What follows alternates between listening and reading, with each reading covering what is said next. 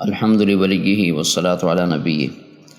حضرت عمر بن ابی سلمہ رضی اللہ تعالیٰ عنہ فرماتے ہیں کہ آقا صلی اللہ علیہ وسلم نے ارشاد فرمایا کہ جب کھانا کھاؤ تو بسم اللہ کہو اور اپنی طرف سے اپنے آگے سے کھاؤ۔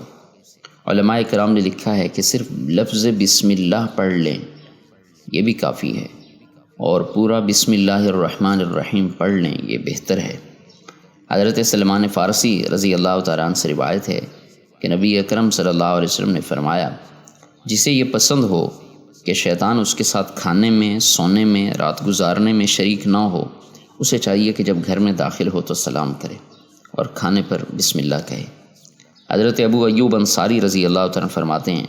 کہ ہم لوگ ایک دن نبی اکرم صلی اللہ علیہ وسلم کے پاس موجود تھے، کھانا پیش کیا گیا۔ ابتدا میں اتنی برکت ہوئی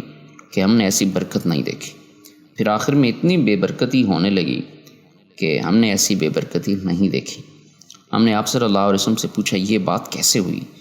تو آپ نے فرمایا کہ ہم لوگ بیٹھے تھے تو بسم اللہ پڑھ چکے تھے، پھر بعد میں ایک شخص شریک ہوا جس نے بسم اللہ نہیں کہا، بس شیطان اس کے ساتھ کھانے لگا۔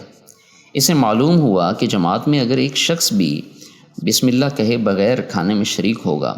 تو اس سے بے برکتی ہوگی اور اس کا اثر پورے کھانے پر ہوگا۔